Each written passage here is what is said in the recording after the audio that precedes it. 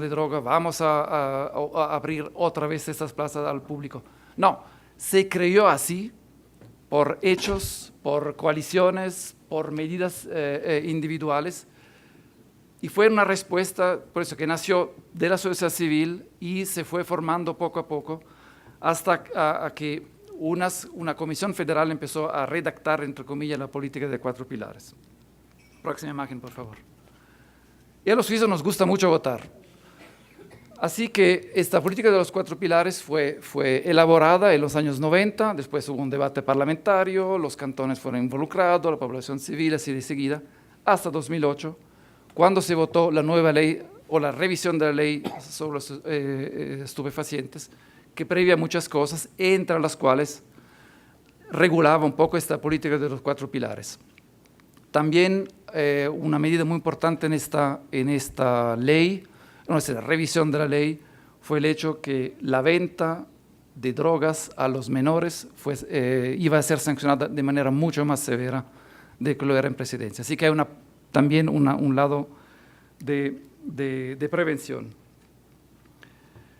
En esta ley, ya que el tema de esta mesa es también el consumo de la regulación de cannabis, el cannabis sigue siendo prohibido en Suiza. Tolerado, quizás una política un poco hipócrita, como había dicho también un orador hace unos minutos, pero es así, hasta 10 gramos, si un joven, la policía lo detiene y tiene 10 gramos de cannabis en su bolsillo, la única sanción es una multa de más o menos $100. Es no más que eso. Ya no hay, así que es una sanción administrativa y no una sanción penal con todos sus efectos, y esto vale también para cantidades mínimas de cocaína. Próxima imagen, por favor. Así que, ¿qué es esta política de los 4 pilares? La siguiente. La idea es muy sencilla. Usted puede ser el mejor espadachín en la ciudad, solo no hace casi nada. Así que D'Artagnan tuvo que aliarse con Porthos, Athos y Aramis. Así que los 4 juntos ya podían luchar contra el cardenal Richelieu y salvar el honor de la reina, ¿quién era? Ana, creo, en el romance, ya no me acuerdo. Próxima imagen. ¿En qué consiste? Hay la prevención, esto es lo primero, hay que prevenir el consumo de droga. Terapia y reinserción como segundo, una vez que ya uno ya tiene problema de drogas, hay que terapia y reinserción en la sociedad. Reducción de daños a nivel, por supuesto, individual y a nivel social. Y respeto de la ley, por supuesto, es fundamental la venta, la producción, la distribución, el consumo de drogas siguen siendo prohibidos en Suiza. Próxima imagen, por favor. Prevención, ya sabemos, prevención es mejor que las medidas curativas. Aquí hay varias opciones, los cantones, digamos, el equivalente de los estados aquí en México, tienen mucha autonomía y es un deber de ellos hacer política de prevención. Prevención primaria, es decir, convencer a los jóvenes, información, campaña de promoción contra la droga, para la salud así de seguida, y una prevención más secundaria, es decir, cuando ya empiezan a fumar quizás, no sé cómo se llaman aquí, un bareto, que lo llaman en Colombia, de marihuana. Churro. Así que dice que no sé cómo se llama aquí, no consumo churros. No, consumo los que venden en la calle con azúcar así, esto sí, con chocolate, esto sí. Próxima imagen, por favor. Terapia y reinserción, eso es importante. Eso es un poco en la literatura 3 novelas diferentes de 3 personajes diferentes. Naked Lunch de William Burroughs, los personajes son drogadictos sin posibilidad de salir de su condición, mueren y ya. Sherlock Holmes es una persona integrada en la sociedad, sin ninguna duda. Y si ustedes leen de manera atenta las novelas de Sherlock Holmes, es un consumidor de cocaína y opio, pero insertado en la sociedad. Así que dice, y mejor esta opción que la opción de morirse de drogas. El último es Violeta, de la novela El Diablo Guardián de Javier Velasco, que después de una vida, unos años pasados en Nueva York, prostituyéndose, haciendo unos business no de lo más limpios, consumiendo droga, regresa a México y abraza a este diablo guardián, se bota en sus brazos con $2 millones robado, entre paréntesis, pero digamos, logra hacer una nueva vida, cancela su personaje de Violeta y vuelve a hacer una nueva vida sin utilización de droga. Así que esto sería un poco las etapas que nos gustaría ver también en Suiza con nuestras políticas de prevención, terapia y, por supuesto, reinserción en la sociedad. Hoy hay más o menos, difícil ver cuántos son los consumidores de drogas, se calcula 30, 40 mil, no hay muchas estadísticas, también porque si usted pregunta a cualquier persona, ¿usted consume droga? La mayoría dice no, tampoco soy tan estúpido de ponerme en los brazos de la policía. Y próxima imagen, por favor. Eso es importante. Se pone al centro de esta política, está por supuesto la sociedad en cuanto tal, pero también el individuo, su dignidad en el sentido de su respeto a los derechos humanos fundamentales. Y a nivel de terapias, por ejemplo, se distribuye drogas, lo veré un poquito más tarde. Hay hoy alrededor de 20.000 personas más o menos, de las cuales se saben que reciben droga de parte de las autoridades públicas. 1.000 de las cuales lo reciben en un centro cerrado, es decir, un hospital o un hospital psiquiátrico o en la cárcel. Otros 19.000 más o menos lo reciben a través de distribución de drogas, entre comillas, a domicilio, digamos, controlada. Eso, el problema fundamental, se considera el drogadicto no como un criminal, sino como tampoco una víctima, pero es una persona que tiene sus derechos, derecho a la salud, derecho a la reinserción, derecho al trabajo y así de seguido. Próxima imagen, por favor. Reducción de daños a nivel social. Este es el mismo parque Platzspitz que veíamos en la primera imagen. Ya, un poco triste quizás, pero le aseguro, ya las familias van allá, ya los niños van a jugar a fútbol y ya la gente va a dar vuelta en cicla en este parque en el centro de la ciudad. Ese es el objetivo, que la sociedad no sufra tanto de las consecuencias negativas del consumo, de la venta y de la producción de drogas. Hemos notado una baja de robos, hemos notado una baja de violencia ligada al mundo de la droga y los espacios públicos ya fueron, entre comillas, reabiertos al público. Próxima imagen, por favor. Y por supuesto, respeto de la ley es fundamental. No es porque uno puede tener 10 gramos de cannabis en su bolsillo que no tiene que respetar la ley. Repito, la producción de droga es prohibida, la venta de droga es prohibida, el consumo de droga es prohibido en Suiza. Y hay que respetar estos parámetros.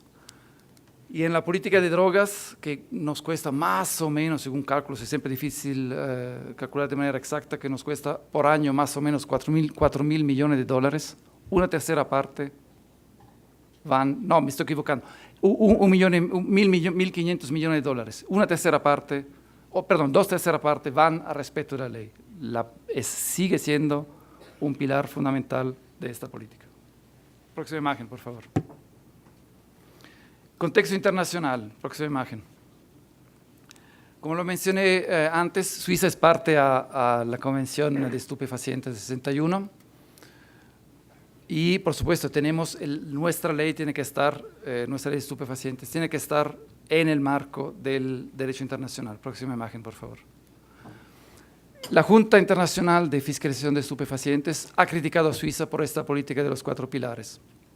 En particular ha criticado la distribución de drogas. Digamos, la convención permite una distribución controlada por razones científicas, es decir, que entre comillas, 1.000 personas, o de manera un poquito más amplia, las 20.000 personas que reciben bajo control médico drogas, esta política está autorizada en el marco de la convención de 61. Próxima imagen.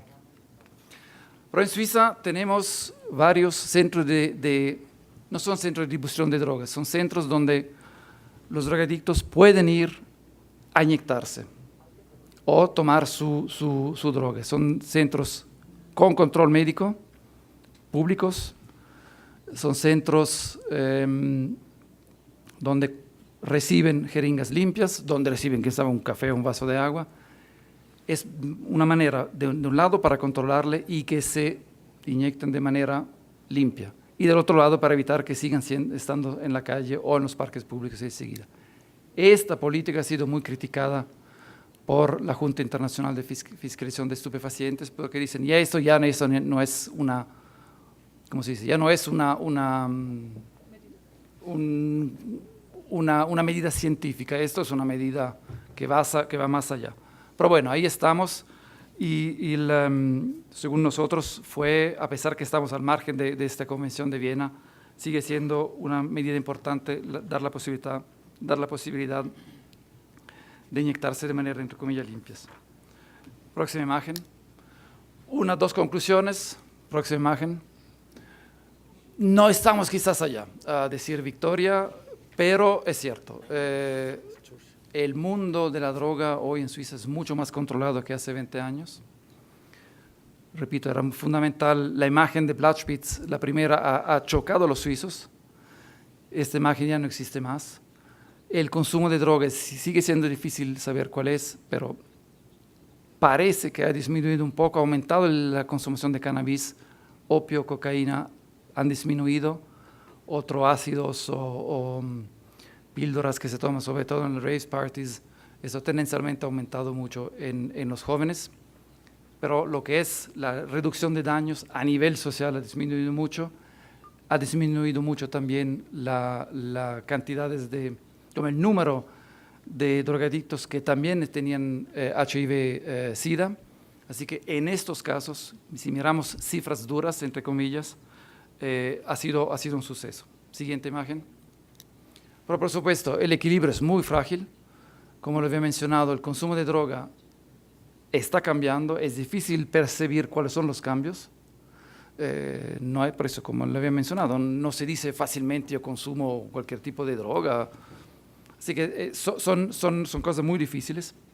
El equilibrio es frágil, pero por eso creo que por el momento, si vamos a bases, si no científicas, como lo había mencionado Steve Rawls, por lo menos bases, si analizamos nuestra política acerca de las bases pragmáticas, creo que los resultados ahí están. Próxima imagen. Esto es una pintura de un autor suizo.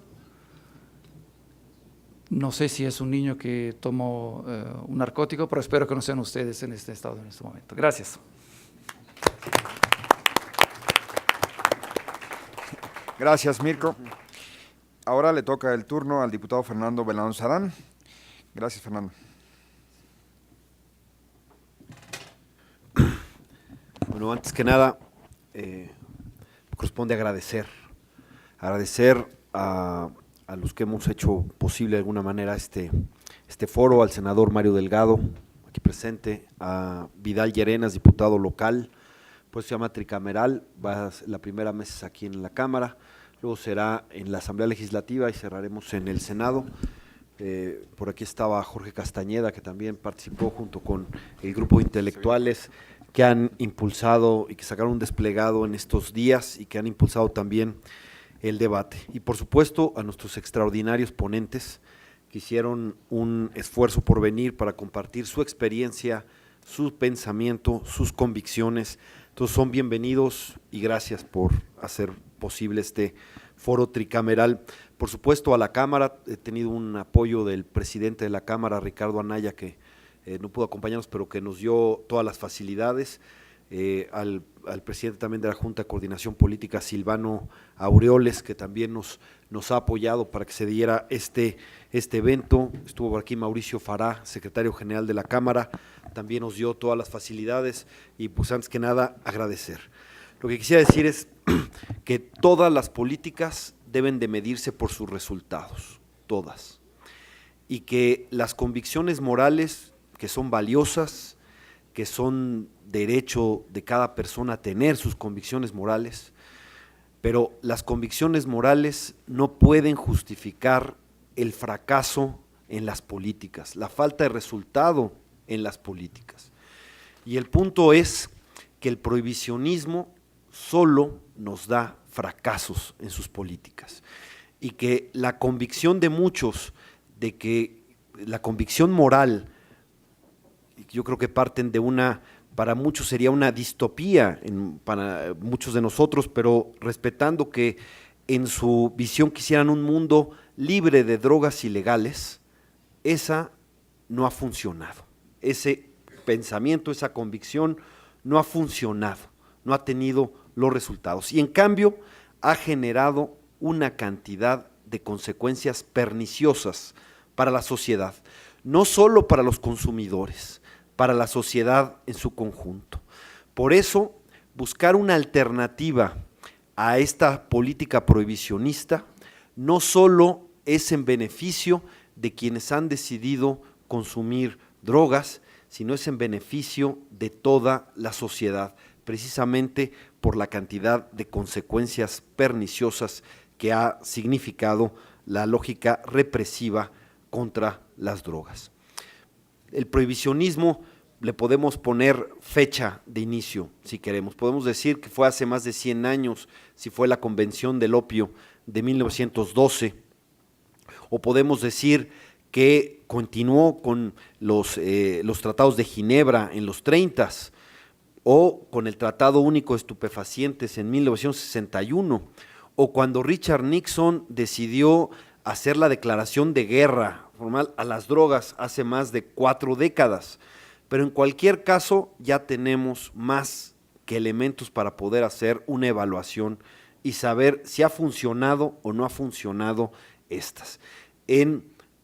Por supuesto, toda opinión es controvertible, pero me parece que hay muchísimos datos que nos hablan de este fracaso. Ahora hay más consumo de drogas ilegales. Se había planteado el año de 2008 para la erradicación de cultivos ilegales de opio, de coca y de marihuana, y sin embargo, ahora hay más cultivo de esas sustancias que cuando se plantearon ese objetivo. Y veamos, ¿no? En salud pública, que es el punto que decimos, vamos a ver esto desde un enfoque de salud pública. ¿Está funcionando o ha funcionado la prohibición en este sentido? Bueno, tenemos un dato escalofriante. Por primera vez en 30 años se redujo la esperanza de vida de los mexicanos. Por primera vez en 30 años. Eso es un retroceso y por supuesto un dato fundamental para cualquier política de salud pública. Lo que dicen los expertos es que es en gran medida por las consecuencias de la violencia desatada por la guerra contra las drogas. Es decir, la guerra contra las drogas ha sido mucho más dañina para la salud pública que las mismas drogas. Y por supuesto que la marihuana, que se considera una droga blanda.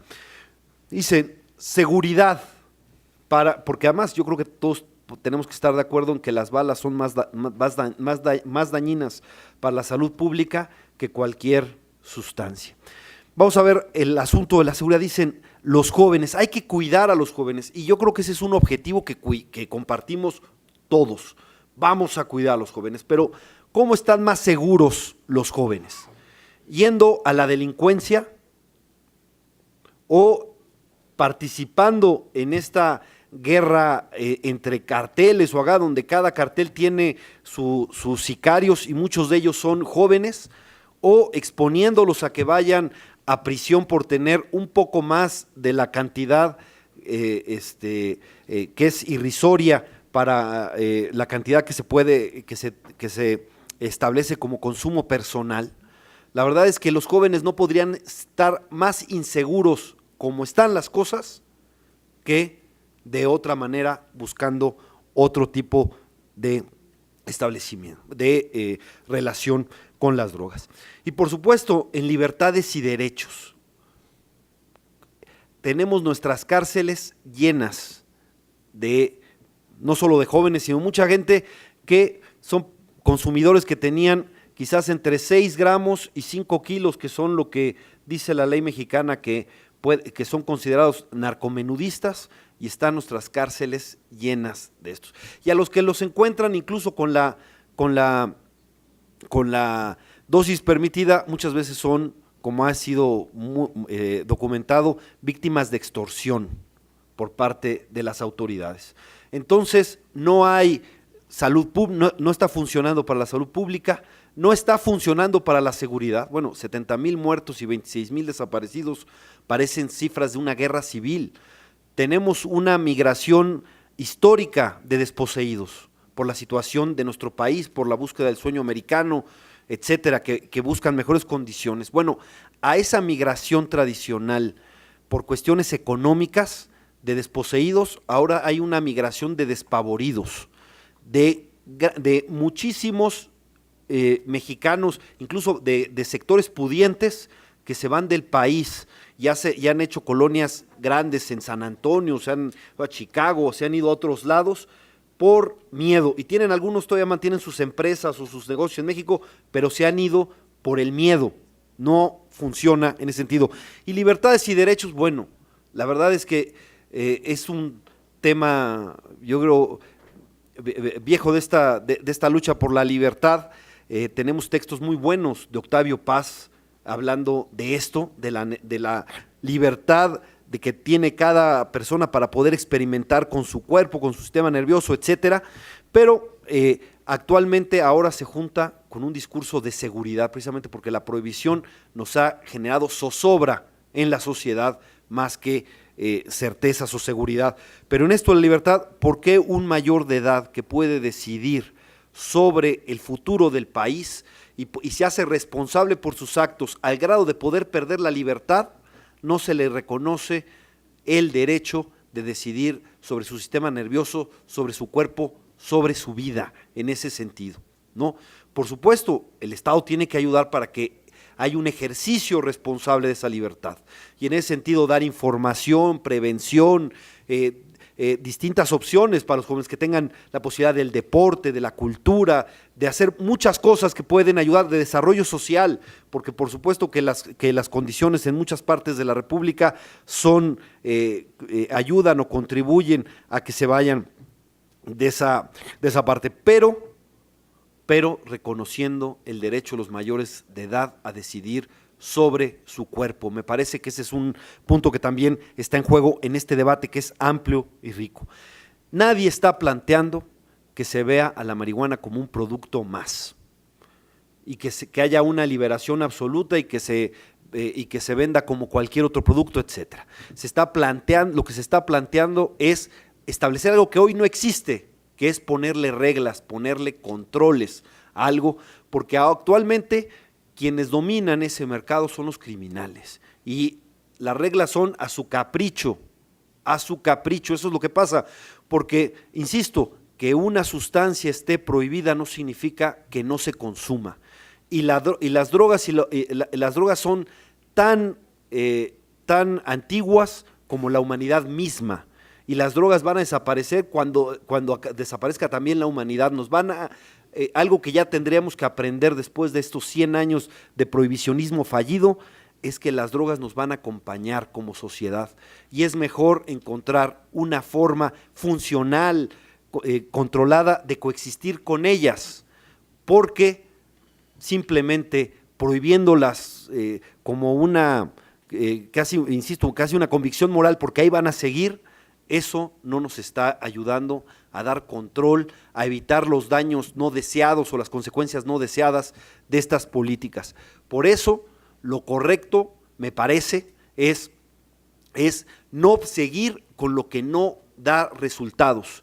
Lo que no ha funcionado, nada es más absurdo que continuar una política que no da resultados.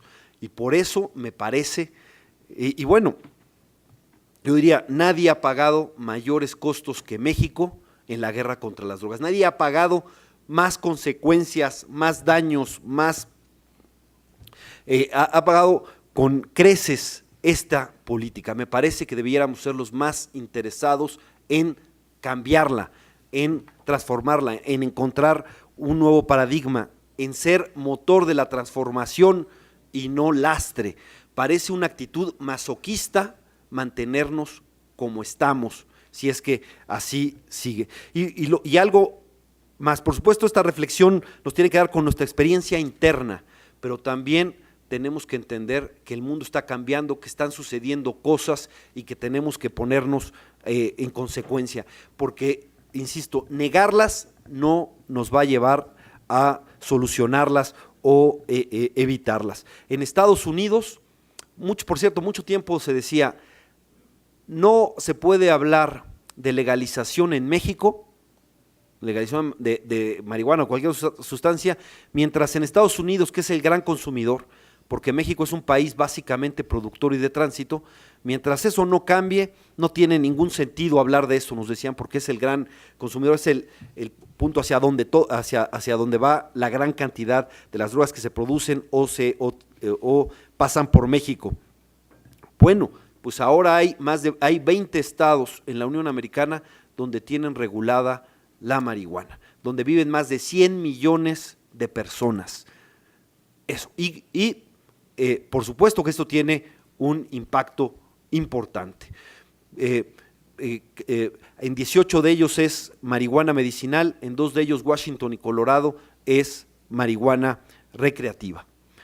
Y es previsible que California, que es solo como estado es la séptima economía mundial y tiene 50 millones de habitantes y es frontera con México, tendrá marihuana recreativa, sea en 2014 o sea en 2016, pero en cualquier caso va a tener un gran impacto en México y nosotros como Estado mexicano, como Congreso de la Unión y el Poder Ejecutivo también, por supuesto, tendrá que entender, tendrá que tomar medidas, porque lo que no puede ser es esperar que por querer voltear la cabeza y mirar hacia otro lado, las cosas van a cambiar. El futuro, el destino nos va a alcanzar, es mejor prepararnos y preparar nuestra transición para controlarla. Pero no solo en el norte, también en el sur se están moviendo cosas importantes. Uruguay ya aprobó por su Cámara de Diputados una regulación de la marihuana desde la producción hasta el consumo. Y es muy probable que así suceda, que se ratifique en el Senado el próximo mes y Uruguay sea el primer país del mundo que hace esta regulación. Y México va a tener que tomar una decisión frente a esto. Y me parece que México no puede dejar que un país latinoamericano, un país hermano latinoamericano, sufra consecuencias internacionales por ejercer su derecho a una nueva política de drogas en virtud de que la que existe no funciona. Y si México quiere retomar su liderazgo en América Latina, no puede dejar esto suelto y tiene que buscar que haya este respeto a la decisión de cada país y, por supuesto, promover que en marcos internacionales se discuta y se decida un cambio. Por cierto, en las Naciones Unidas, en el año 2016, habrá una reunión especial sobre política de drogas a petición del gobierno mexicano. Sería patético que el gobierno mexicano, después de pedir una reunión para discutir la política de drogas, llegara a decir, quiero que todo siga igual. Sería patético, yo diría, y además sería algo muy lamentable por la situación que estamos viviendo de esta política que no ha cambiado. Lo que ha cambiado es una política de comunicación social. Ahora ya el problema de la lucha contra los cárteles no está en el horario AAA, no está en las primeras planas, el gobierno no lo usa como su baluarte y su punto de legitimación y su principal herramienta de publicidad, sí, pero sin embargo las consecuencias siguen ahí. Y entonces nos urge esta transformación, nos urge este cambio. Yo agradezco de veras que se abra la discusión, no solo aquí, sino en otras partes, y me parece que el cambio es inminente, y lo más inteligente que podemos hacer es no solo prepararnos para él, sino ser protagonistas de él. Tenemos mucho que decir, insisto, tener una experiencia muy dramática en esto que fue la guerra contra las drogas, que se llevó hasta sus últimas consecuencias, y después de llevar la guerra contra las drogas hasta sus últimas consecuencias, estamos en una situación peor que cuando se empezó. Por lo tanto, me parece que debemos replantearnos la estrategia, tenemos que buscar una política de drogas más inteligente que nos dé mayor salud pública, mejor salud pública, nos dé mayor seguridad y, por supuesto, sea más respetuosa de libertades y derechos que consagra, por cierto, nuestra Constitución, en mi opinión, de manera ejemplar en su artículo primero. Gracias.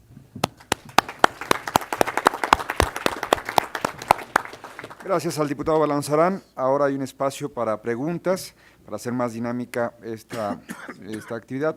Se ha establecido un plazo de 1 minuto, así que agradeceremos que sean muy concretos a la hora de plantear el cuestionamiento. ¿Alguien tiene? Ya.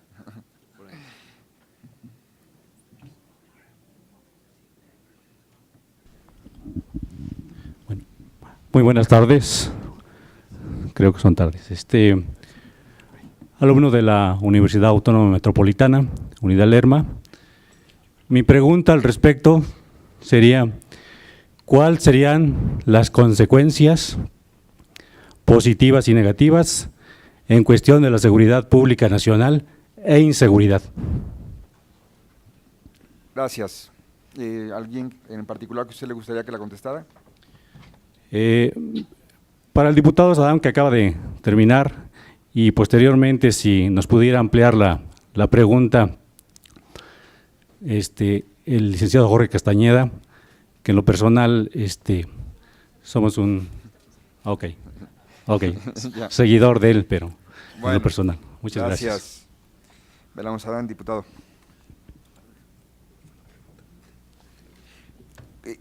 Ya cuando le pedí refrasearla, ¿la concretamos de nueva cuenta, por favor, la pregunta? Con gusto, gracias.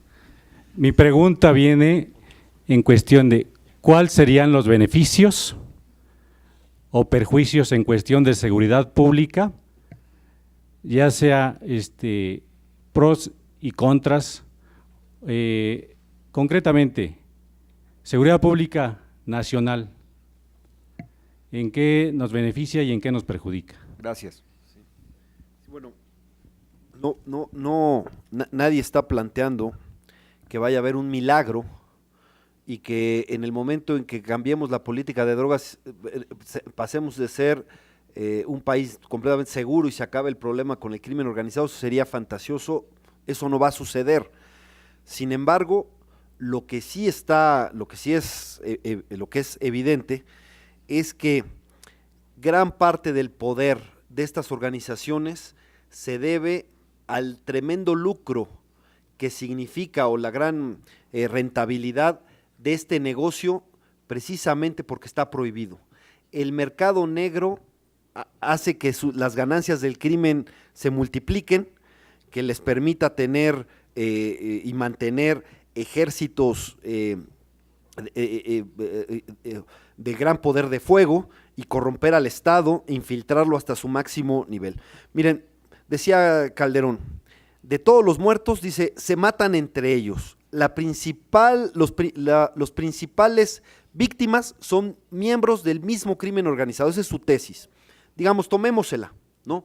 Si de 70,000 muertos, 50,000 fueran del crimen organizado, imagínense la fuerza que tienen estas organizaciones para reemplazar a 50,000 personas y seguir siendo tan fuertes y tan poderosas, porque nadie creo que puede decir que ahora el narcotráfico es más débil que hace 6 años o hace 7 años.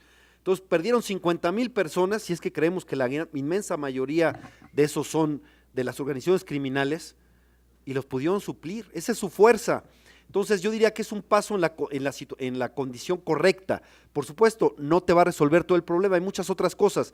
En mi opinión, el cambio, debe haber un cambio de paradigma en el sentido de que menos en operación, menos en conflicto callejero, así, y más en inteligencia para poder captar dónde están los recursos de los grupos criminales, ir por el dinero de los grupos criminales, son tan fuertes como eso, y tiene que ver con mejor combate al lavado de dinero, tiene que ver con ubicar cómo lo meten al sistema financiero internacional sus recursos, porque son miles y miles de millones de dólares que no pueden guardar debajo del colchón. Entonces me parece que tiene que haber más inteligencia y centrarnos más en los recursos, y como parte de toda esa nueva estrategia, por supuesto que regular drogas serviría. Ahora, es muy importante aclarar que querer regular las drogas no es promover que se consuman. Ese es un punto claro. Gracias, diputado. ¿Alguien más que quisiera de aquí comentar en el punto? La diputada levantó la mano, diputada.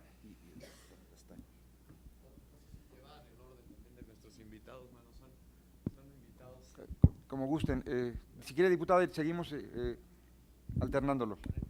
Mire, yo en relación a lo que han comentado todas las personas que nos han hecho el favor de platicar al respecto, siento que todavía no estamos preparados como país para legalizarlas.